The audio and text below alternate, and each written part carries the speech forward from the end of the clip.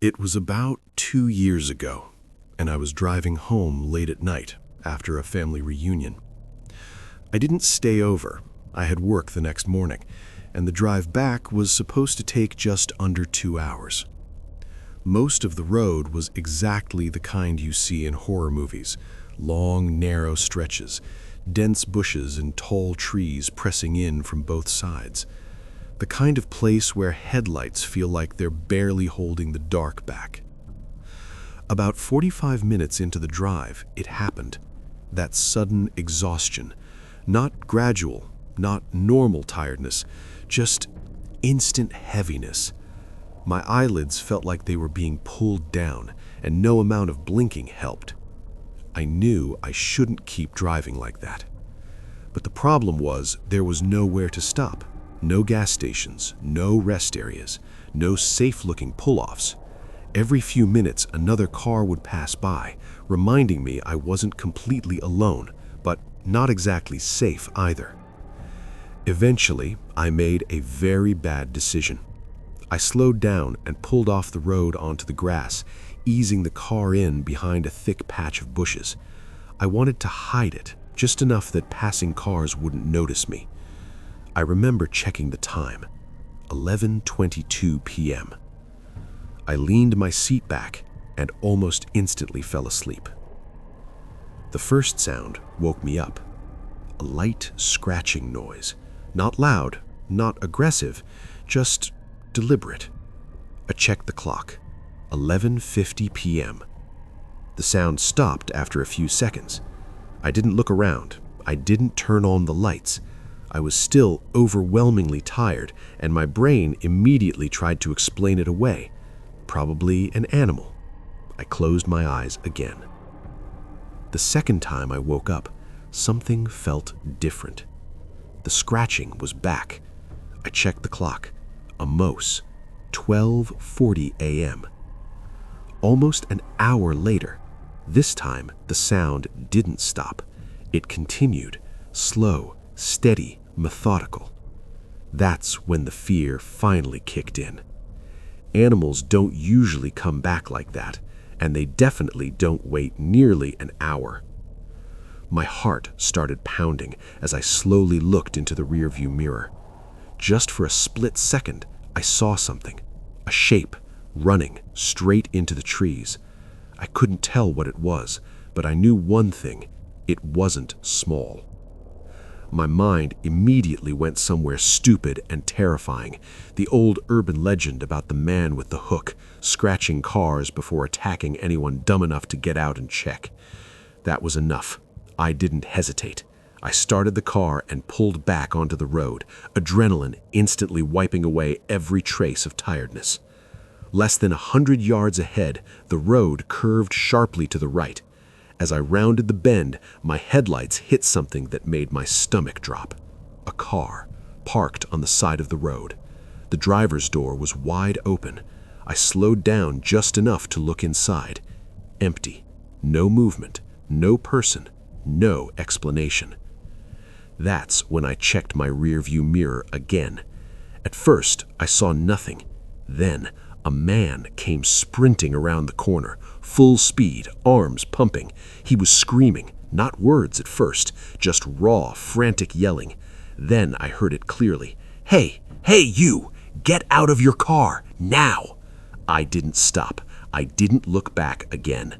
I never saw that man. I never saw that car. And I never stopped until I reached a well-lit town miles away. One thing is certain, though.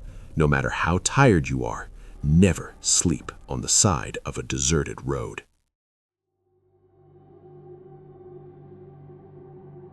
A few years ago, I was walking through the woods, far off the main trail. It wasn't planned. I just wandered, letting my thoughts drift, enjoying the quiet that only deep forests seem to have. That's when I noticed the smell. At first, I couldn't place it. It was sweet, overpoweringly sweet, the kind of smell that doesn't belong in nature. It hung heavy in the air, thick enough that I could almost taste it. Curiosity got the better of me. I pushed aside some of the undergrowth, expecting maybe a dead animal. What I found was much worse. There was a body, a man. He had clearly been there for a while. His skin was swollen, discolored, shades of green, black, and gray blending together in ways that didn't look human anymore. Parts of him had begun to leak, and the local wildlife had already taken advantage of that. I froze. I don't remember how long I stood there staring, trying to convince myself I wasn't actually seeing what I thought I was seeing. Eventually, I pulled out my phone and called the police. They told me help was on the way. Then they said something I wasn't prepared for. They asked me to stay there, to wait with the body until they arrived. The woods were remote. It took a long time. While I waited, the light began to fade. The shadows stretched longer, and the forest grew quiet in a way that felt wrong, too still, too aware. Soon it was dark, and I was sitting there, alone, with him. Every sound felt louder than it should have been. Leaves shifting, branches creaking, the distant movements of animals I couldn't see. My mind wouldn't stop working. I kept imagining that if I looked away for too long, something would change, that he would move, that his eyes would open. I tried not to look at him, but somehow I always felt like he was there with me, watching me. When the police finally arrived, I felt a wave of relief so strong it almost made me dizzy. They took over quickly. Later, they told me what had happened. The man hadn't been murdered. He had taken his own life, out there, alone, in the woods. I thought that would be the end of it. I was wrong. Not long after, the dreams started. He would appear exactly as I had found him, but he could talk, and the things he said weren't kind.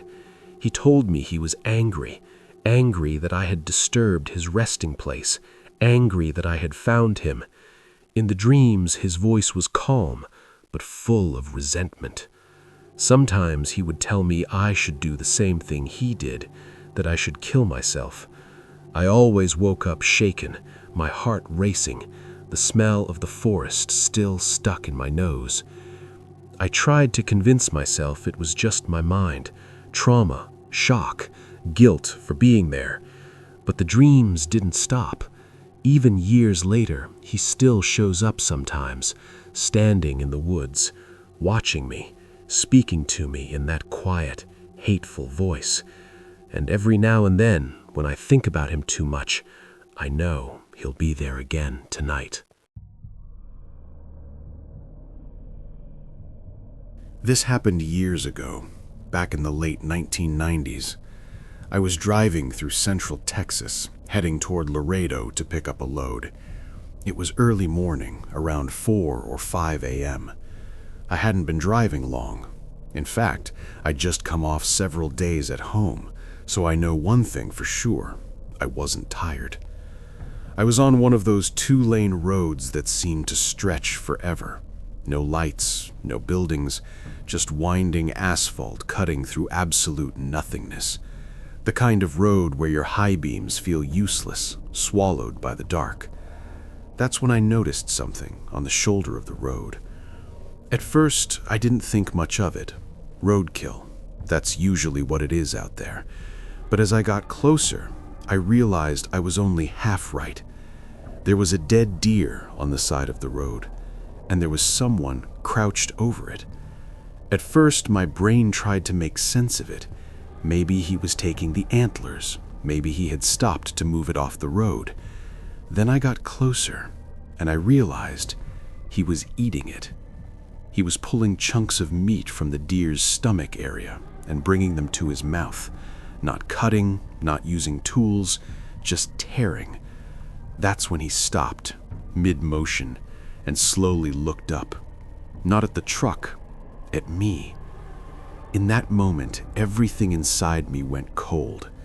The thing stood up, And that's when I understood just how wrong this situation was.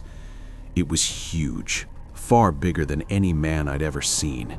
Its body was covered in thick brown hair, and it was standing on the narrow shoulder of the road, staring directly through my windshield at me.